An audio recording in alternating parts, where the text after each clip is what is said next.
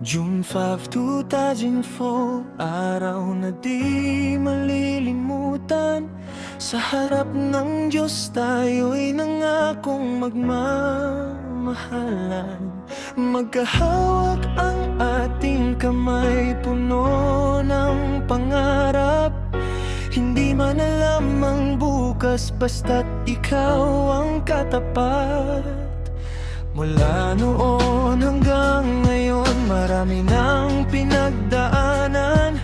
Mga luha at saya, mga laban na nalampasan. Sa bawat unos ng buhay, hindi tayo bumitaw. Honey, ikaw pa rin ang tahanan kong tunay. And through the years we've learned to stay, holding on day by day. Sa hirap at ginhawa, magkasama pa rin. Ikaw ang sagot sa bawat panalangin. Honey, after 22 years, you're still the reason behind my smiles and tears. Ikaw ang aking forever, ikaw ang aking buhay. Sa bawat umaga, ikaw pa rin ang mahal. We crossed the oceans, we followed our dreams. Here in Una Isa, life is not as easy as it seems. Pero basta't magkasama tayo, kakayanin lahat. Honey, ikaw ang aking puso hanggang wakas.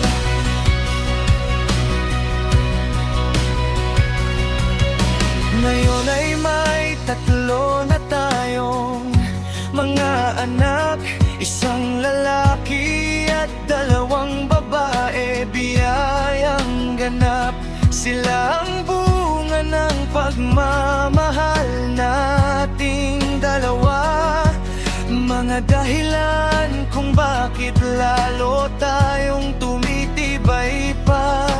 Ikaw bilang metek, ako naman ay nurse.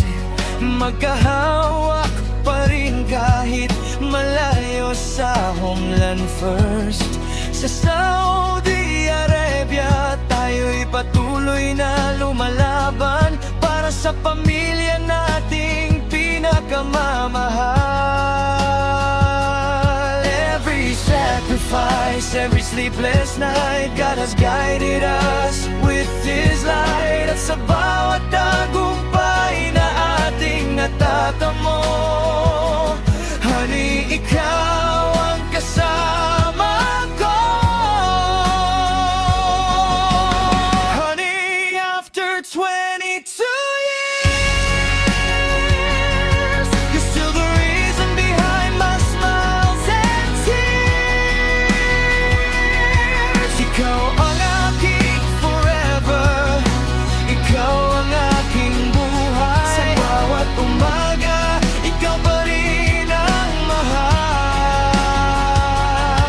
We crossed the oceans, we followed our dreams. Here in Una Isa, life is not as easy as it seems.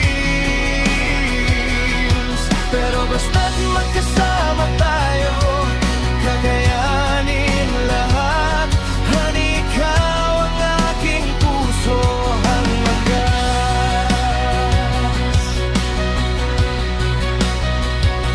noong tayo ay bata pa, puno ng mga pangarap. Ngayon ay magkasama pa ring hinaharap ang bukas. The years may pass and our hair may turn gray, but honey, I'll still love you the same way. Honey, 22 years and counting. Every day with you is a blessing. Sa bawat tibok ng puso ko,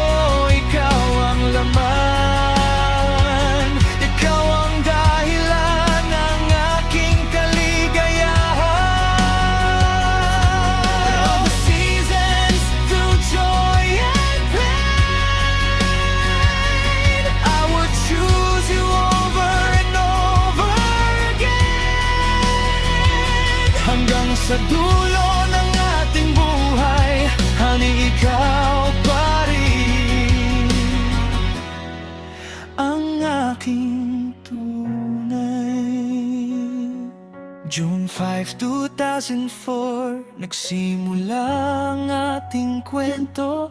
At pagkalipas ng 22 taon, honey, mahal pa rin kita